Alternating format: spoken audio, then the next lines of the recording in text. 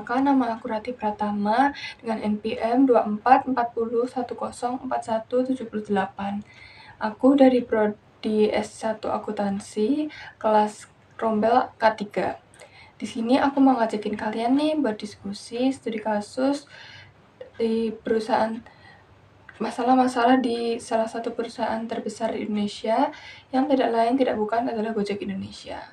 Kalian pasti semua udah mengenal ya Gojek Indonesia. So, ikutin terus ya kasus-kasus apa yang akan aku bahas di sini.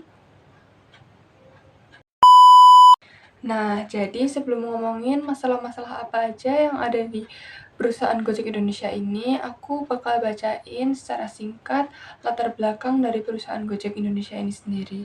Jangan lupa dengerin ya guys.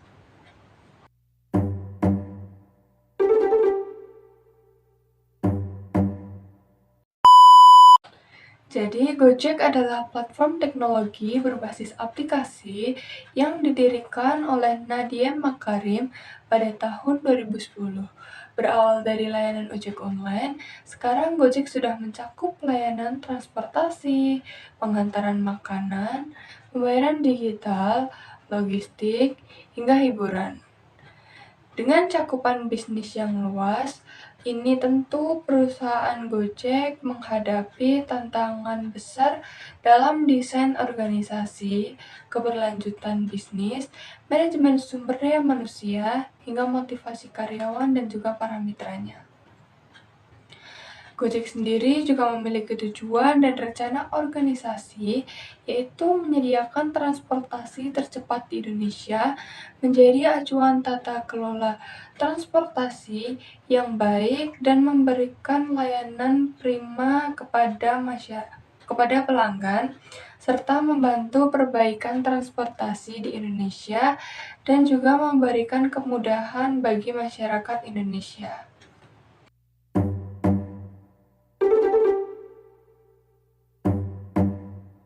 Nah, Gojek ini pada awalnya memakai struktur organisasi fungsional, di mana setiap divisi hanya mengurus satu fungsi spesifik seperti transport, pemasaran, dan juga teknologi.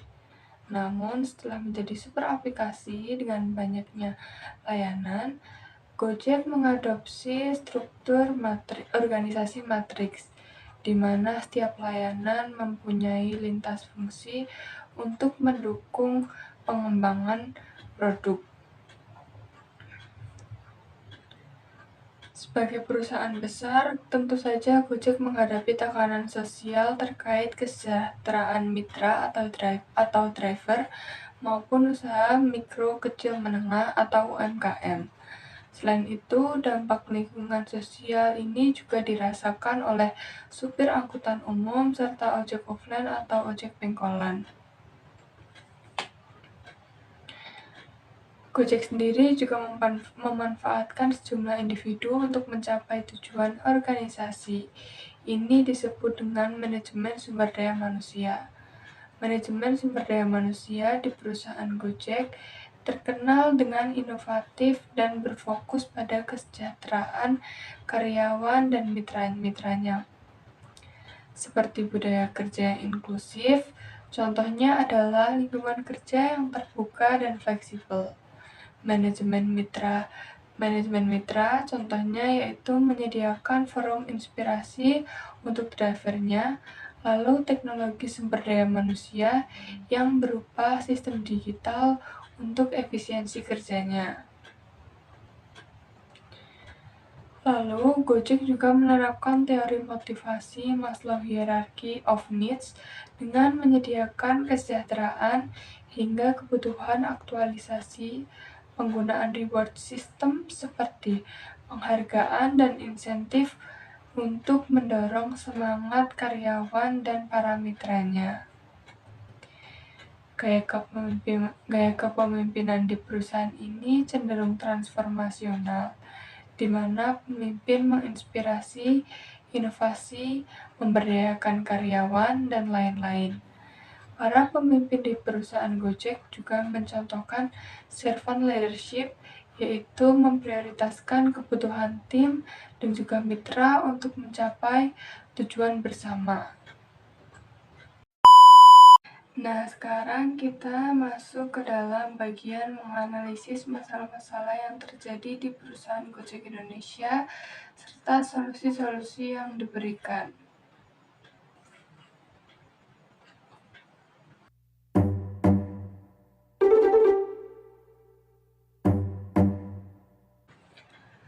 Salah satu tantangan utama dalam proyek-proyek yang melibatkan tim lintas fungsi adalah kesulitan dalam koordinasi.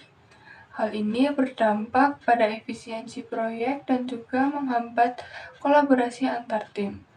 Permasalahan ini semakin rumit ketika menggunakan struktur organisasi matriks, di mana individu harus melapor kepada dua atasan, yaitu manajemen proyek dan juga kepala departemen. Struktur matriks, meski menggabungkan keunggulan dari struktur fungsional dan juga divisional, juga mengandung kelemahan. Alur komunikasi menjadi kompleks dan ada juga potensi konflik peran. Anggota tim seringkali bingung mengenai prioritas saat melapor kepada dua atasan yang berujung pada pelambatan kemajuan proyek, terutama jika ada mekanisme pengambilan keputusan yang tidak jelas. Selain itu, efisiensi operasional juga menjadi tantangan tersendiri. Tim teknologi desain dan pemasaran mungkin memiliki kerangka waktu dan juga target yang berbeda, sehingga sungkan untuk menyelaraskan tujuan dan ritme kerja dalam satu proyek. Hasilnya, deliverable atau output proyek menjadi kurang optimal. Solusi yang diberikan untuk mengatasi permasalahan tersebut, ada beberapa solusi yang diterapkan berkaitan dengan desain dan juga struktur organisasi, antara lain yang pertama adalah penyempurnaan struktur organisasi matriks. Struktur matriks masih bisa dipertahankan, namun penekanannya lebih pada kejelasan peran dan juga tanggung jawab. Ini bisa dilakukan melalui penentuan kejelasan peran, yaitu anggota tim harus memahami dengan jelas peran dan juga tanggung jawab mereka, serta ekspektasi dari kedua atasan. Peran manajer proyek dan juga manajer fungsional juga harus dibedakan untuk menghindari kebingungan. Yang kedua yaitu jalur komunikasi utama. Meskipun melapor kepada dua atasan, anggota tim perlu memiliki jalur komunikasi yang terstruktur, seperti mengutamakan manajer proyek untuk komunikasi proyek, sementara pengembangan keahlian tetap melalui kepala departemen.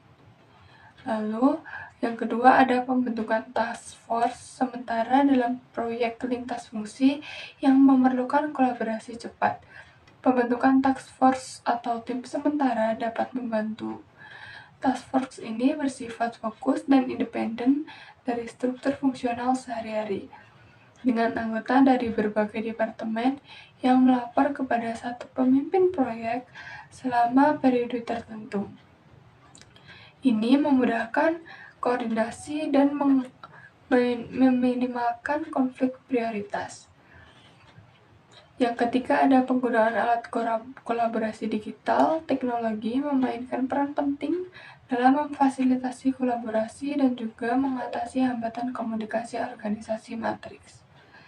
Alat Trello, Slack, atau Asana dapat digunakan untuk menjamin semua anggota tim memiliki visibilitas terhadap kemajuan proyek dan tugas masing-masing. Dengan transparansi ini, miskomunikasi dapat dicegah. Lalu yang keempat adalah sinkronisasi timeline dan juga tujuan sangat penting bagi manajemen proyek untuk menyamakan timeline dan juga tujuan antar tim sejak awal. Ini dapat dicapai melalui rapat kick-off yang melibatkan semua tim, penetapan milestone yang dapat dipantau bersama, monitoring rutin untuk mengevaluasi kemajuan dan juga melakukan penyesuaian jika diperlukan. Yang kelima ada penekanan pada strategi komunikasi, membangun sistem komunikasi yang efektif antar tim lintas fungsi adalah langkah krusial. Hal ini dapat dilakukan dengan mengadakan pertemuan mingguan atau daily stand-up meeting untuk memperbarui perkembangan proyek dan juga mengatasi hambatan secara real time. Selanjutnya ada masalah-masalah di lingkungan sosial dan juga etika bisnis. Yang pertama adalah kesejahteraan driver, di mana banyak dari driver yang merasa pendapatan mereka kecil dan tidak ada perlindungan seperti asuransi. Solusinya untuk driver, Gojek perlu membuat skema insentif yang transparan dan juga menawarkan perlindungan sosial. Lalu masalah kedua adalah persaingan tidak sehat di GoFood. Mitra restoran kecil mengeluh potongan 20% sampai 30% yang menyebabkan keuntungan mereka menurun. Solusi yang dapat diberikan yaitu Gojek dapat menyesuaikan komisi secara proporsional berdasarkan skala usaha. Selain itu, memberikan subsidi promosi khusus untuk usaha kecil juga dapat membantu meningkatkan visibilitas dan juga pendapatan mitra kecil. Lalu yang terakhir adalah permasalahan kehadiran Gojek membuat banyak pengemudi angkutan umum dan ojek-ojek pengkolan kehilangan pelanggannya karena persaingan yang ketat. Solusinya, Gojek dapat memberikan program pelatihan dan juga kemitraan khusus untuk pengemudi angkutan umum dan ojek pangkalan sehingga mereka dapat bergabung sebagai mitra Gojek dan mendapatkan penghasilan yang lebih stabil. Selain itu, kerjasama dengan transportasi lokal untuk menciptakan solusi transportasi terpadu bisa menjadi pilihan.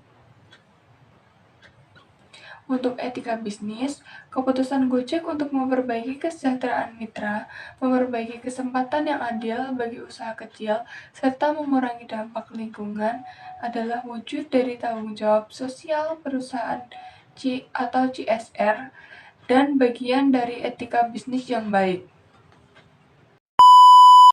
Masalah terakhir yang dihadapi oleh Gojek Indonesia adalah kurangnya motivasi untuk meraih tujuan dan juga ketidakpastian dalam menentukan langkah yang harus diambil. Hal ini biasanya berakar dari minimnya pemahaman tentang potensi diri dan kejelasan akan tujuan yang ingin dicapai. Ketika seseorang meragukan kemampuannya, ia cenderung enggan untuk mengambil langkah-langkah yang diperlukan untuk mewujudkan impiannya. Sebagai solusi, penting untuk meningkatkan pemahaman diri dan juga menetapkan tujuan yang jelas. Dalam hal motivasi dan kepemimpinan, seorang pemimpin yang efektif harus mampu menginspirasi timnya untuk menggali potensinya dan juga memberikan dorongan untuk berani mengambil risiko. Pemimpin juga harus menciptakan lingkungan yang mendukung dan serta positif, di mana setiap individu merasa dihargai dan juga termotivasi untuk memberikan yang terbaik. Dengan cara ini, individu tidak hanya mencapai tujuan pribadi mereka, tetapi juga dapat berkontribusi secara positif pada tim atau organisasi. Dengan mengedepankan motivasi yang kuat dan juga kepemimpinan yang efektif, kita dapat mengatasi ketidakpastian dan meraih kesuksesan bersama. Jadi, itu dia studi kasus yang sudah saya dan kalian semua pelajari. Sekian video dari saya. Mohon maaf bila ada perkataan, perbuatan, serta sikap-sikap saya yang kurang berkenan dalam video ini. Terima kasih sudah menonton. She looks just like a dream.